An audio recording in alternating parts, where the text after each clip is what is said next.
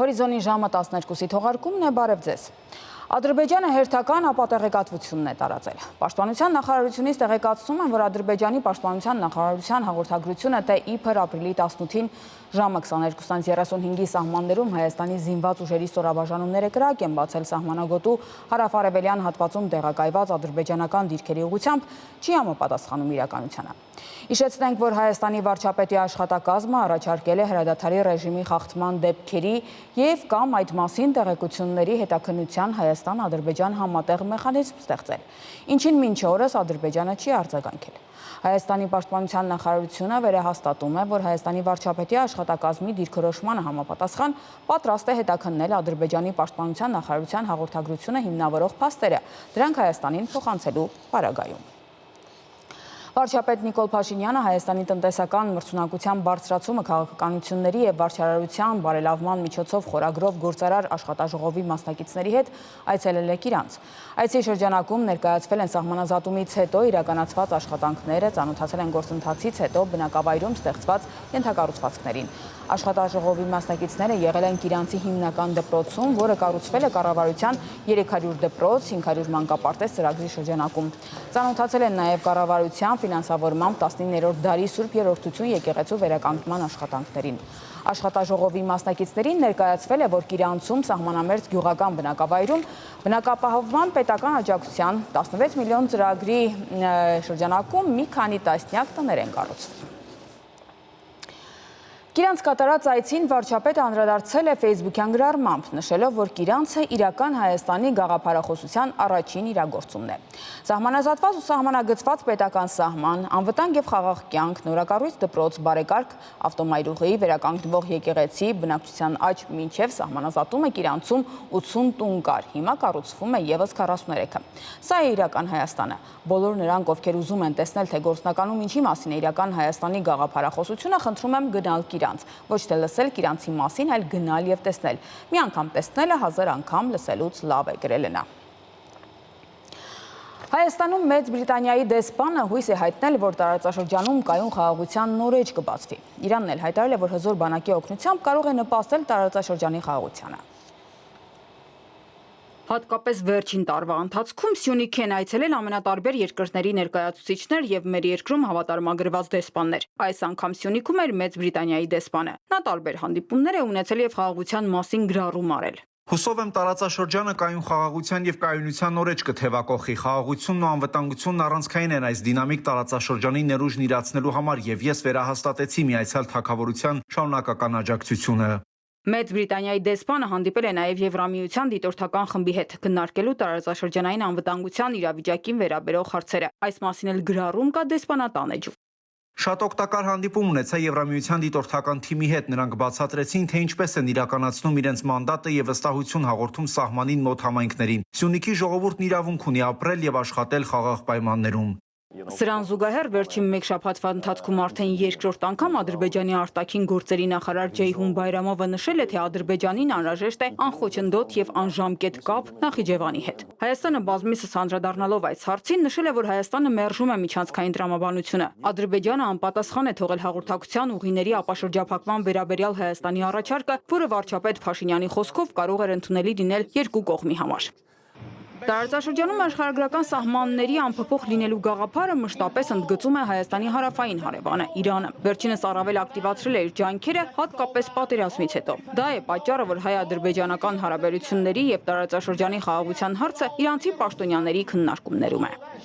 Ընդամենը մի քանի օրից ապրիլի 28-ին Իրանի նախագահը կմեկնի Ադրբեջան, թե ինչ հարցեր կլինեն քննարկումներում, հայտնի կդառնան ավելի ուշ։ Մինչ այդ Մասուդ Փեզեշքյանը ընդունել է բանակի օրվա կապակցությամբ Թեհրանում տեղի ունեցած զորահանդեսը և տարածաշրջանի խաղաղությունից խոսել։ Զորահանդեսի ժամանակ Իրանը ցուցադրել է տարբեր զինատեսակներ, այդ թվում ռուսական արտադրության S-300 հոբ համակարգը։ Միջոցառմանը մասնակցել են Իրանի ցամաքային, օդային, ռազմածովային ուժերը։ Ներկա են եղել նաև օտարերկրյա դեսպաններ։ Վերլուծաբանների կարծիքով այս ցուցադրությունը նաև ուղերձ է այն պայմաններում, երբ Իրանն ու Միացյալ Նահանգները գաղտնի ու հրապարակավ բանակցություններ են վարում։ Կրիստինա Լագուլյան, Հորիզոն։ Միացյալ Նահանգների նախագահ Դոնալդ Թրամփը սպառնացել է դուրս գալ Ուկրաինայի բանակցություններից, եթե կողմերից որևէ մեկը սաբոտաժ է ենթարկի դրանք։ Նա պարզաբանել է, որ Վաշինգտոնը կոնկրետ օրեր չի սահմանում այս հարցում գործարքի հստակության հասնելու համար, սակայն ցանկանում է արագ համաձայնության գալ։ Եթե ինչ-ինչ պատճառներով կողմերից մեկը բանակցությունը շատ բարդ դարձնի, մենք պարզապես կասենք՝ դուք հիմարներ եք, դուք սարսափելի մարդիկ եք եւ մենք պարզապես կհրաժարվենք դրանից։ Սակայն ես հուսով եմ, մենք դա ստիպված չենք լինի անել, ասել է նա։ Թրամփը չի ասել, արդյոք մտադիր է Ուկրաինային ռազմական օգնությունը դադարեցնել, եթե խաղաղ կարգավորման շուրջ բանակցությունները անհաջողությամբ ավարտվեն։ Թրամփը շեշտել է, կարծում է, որ Ուկրաինայում կրակի դադարեցման ու հակամարտության կարգավորման շուրջ պայմանավորվածությունների ձեռքբերման հարցում հասնում են հանգուցալուծման։ Իտալիայում այսօր տեղի է ունենալու Իրանի եւ Միացյալ Նահանգների միջև անուղղակի բանակցությունների երկրորդ փուլը։ Իրանի արտաքին գործերի նախարարի գլխավորած պատվիրակությունը արդեն ժամանել է Հռոմ։ Բանակցությունների առաջին փուլը տեղի է ունեցել ապրիլի 12-ին Օմանում։ Քննարկվել էին իրանական միջուկային ծրագրի շուրջ ստեղծված իրավիճակի կարգավորման պարամետրերը։ Իրանի պատվիրակությունը ներկայացնում էր երկրի արտաքին գործերի նախարար Աբբաս Արաղչին, իսկ ամերիկյան կողմը Միացյալ Նահանգների նախագահի հատուկ բանագնաց Սթիվ Ուիթքոֆը։ Հանդիպման ընթացքում կողմերը դիրքորոշումներ էին փոխանակել Իրանի միջուկային ծրագրի եւ Իրանի դեմ պատժամիջոցների վերացման հարցի վերաբերյալ։ Սա Իրան-Միացյալ Նահանգներ միջուկային բանակցությունների շուրջ ամենաբարձր մակարդակով հանդիպումն էր միջուկային գործարքի տապալումից ի վեր։ Պաշտոնական Թեհրանը պնդում է, որ բանակցությունների հաջորդ փուլն էլ տեղի կունենա Օմանի միջնորդությամբ եւ որ կողմերը կկենտրոնանան բացառապես միջուկային խնդրի եւ պատժամիջոցների վերացման վրա։ 12 տարվա դադարից հետո դարձյալ եթերում կլինի Հայ Սուպերստարը։ Շանթի Հոբելյանական տարում լեգենդար այս նախագիծը հեռուստաընկերության անակնկալն է իր հեռուստադիտողների համար։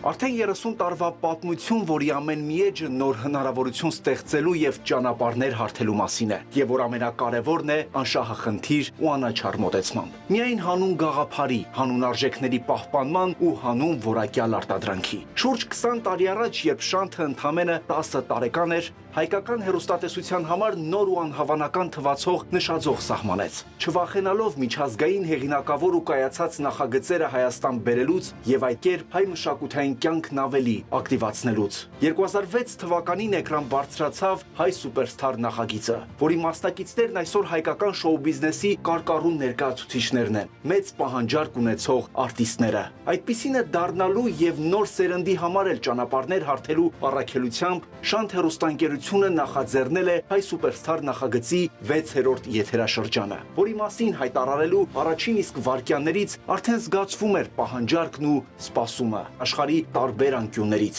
ինչը նշանակում է, որ այս եթերաշրջանը եւս լինելու է համահայկական, լինելու է մրցակցային։ Այդ մասին են վկայում ձայնային հզոր եւ անհավանական տվյալներ ու բեմական յուրահատուկ կեցվածք ունեցող 16-ից 25 տարեկան երիտասարդների մասնակցությունը։ Մեզ հիմա շատ բարդ է լինելու ընտրել ամենալավերին։ Դա միանշանակ այդպես է, որովհետև երեխաները ոչ թե լավն են, այլ շատ լավն են։ Այն հստակ պատկերները են, հստակ մարդիկ, ովքեր երևում են կադրում, որ պոտենցիալը մեծ է, հնարավորությունը շատ մեծ է լինելու ավելի հանրային մարդ դառնալու։ Ունենք Գերմանիայից, Լեհաստանից, Ռուսաստանից, Չինաստանից նույնիսկ մասնակից ունենք հայ երեխաներ, որոնք որ պատկերացրեք ինչ կարևոր գործ է արվում պրոյեկտի ներսում այդ մարդկանց բերելով մեր իրականություն եւ ստեղծելով նոր հարթակ մեր երկրում ապրելու եւ ստեղծելու։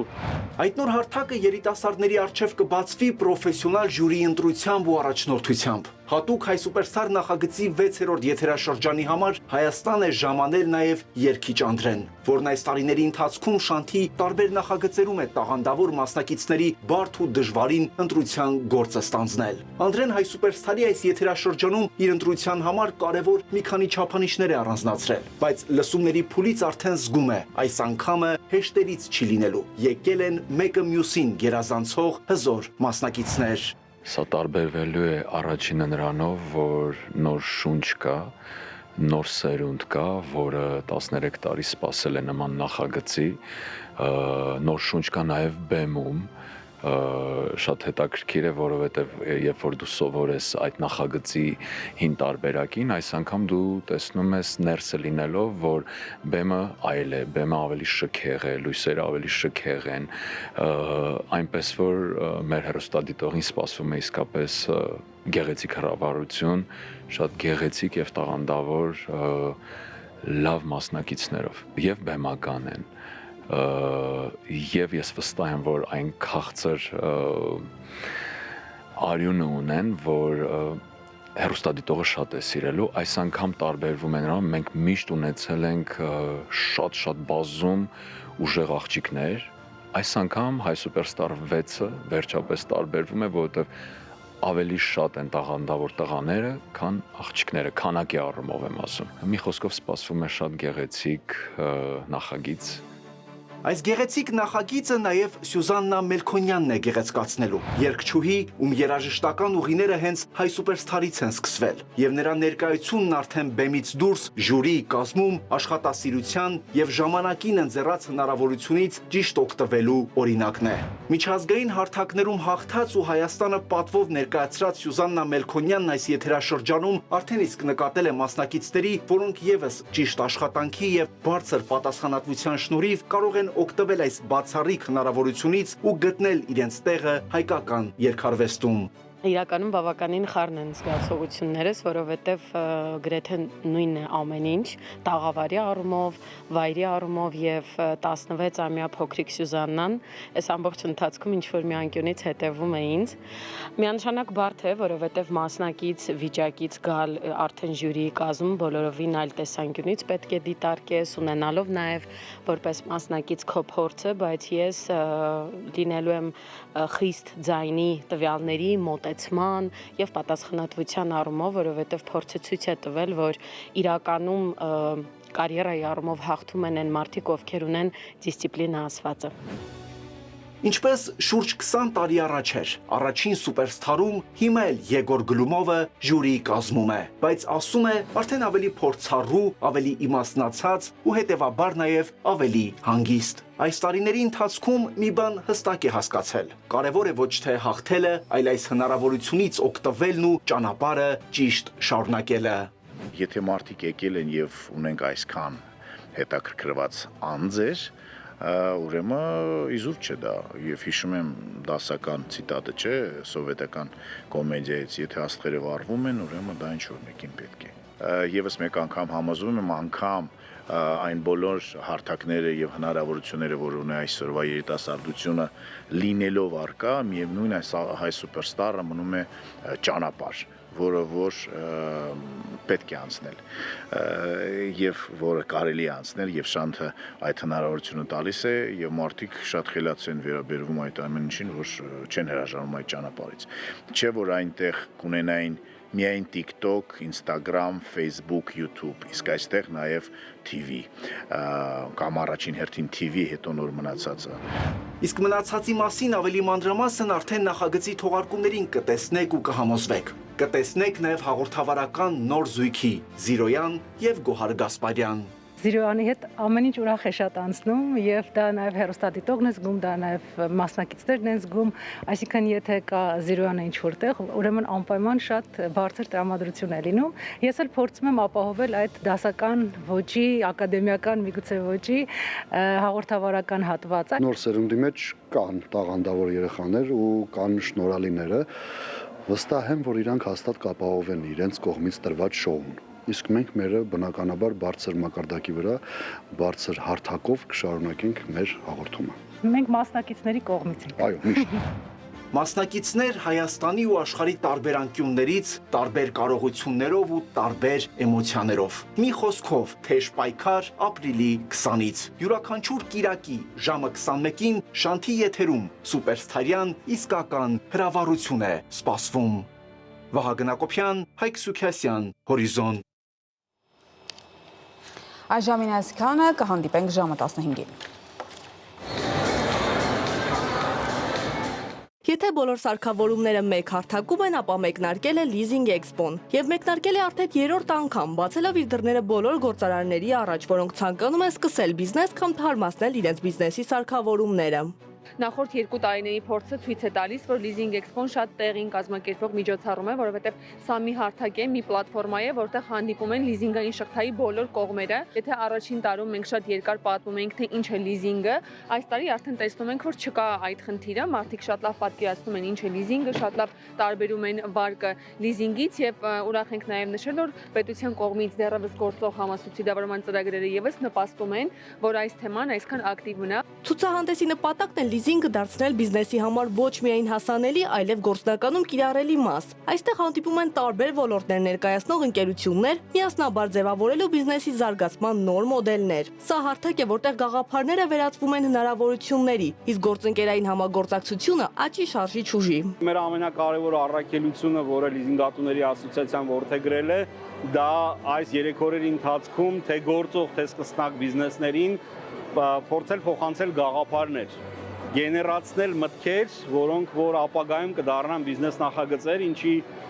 վկան ենք մենք հիմա, որովհետև մենք առաջին տարվա մասնակից ունեինք, ով որ միայն գաղափարով էր եկել այստեղ եւ այսօր ինքը այստեղ տաղավար ունի։ 50 առաջատար ընկերություններ ներկայացնում են իրենց հատուկ լիզինգային առաջարկները, ոլորտի նորարարություններն ու ներուժը։ Այսօրվա էքսպոն հրաշալի հնարավորություն է բիզնեսի զարգացման համար։ Էքսպոյի շրջանակներում կունենանք մեծածավալ ակցիաներ ամեն ինչի համար, սկսած տնտեսական տեխնիկայից մինչև պրեմիում դասի մասնագիտացված սարքավորումներ։ Լիզինգի շրջանակներում գնումներ իրականացնող մեր ժողովուրդը հնարավորություն կունենա ձեռք բերել մինչև 50% զեղչով արևային համակարգեր եւ բազում նվերներ։ Ցուցահանդեսը կտևի 3 օր, ապրիլի 18-ից 21-ը։ Էքսպոյի ընթացքում սպասվում են նաև B2B հանդիպումներ եւ սեմինարներ։ Ֆիլիպ Ավակյան, Հայկ Սուքիասյան, Հորիզոն։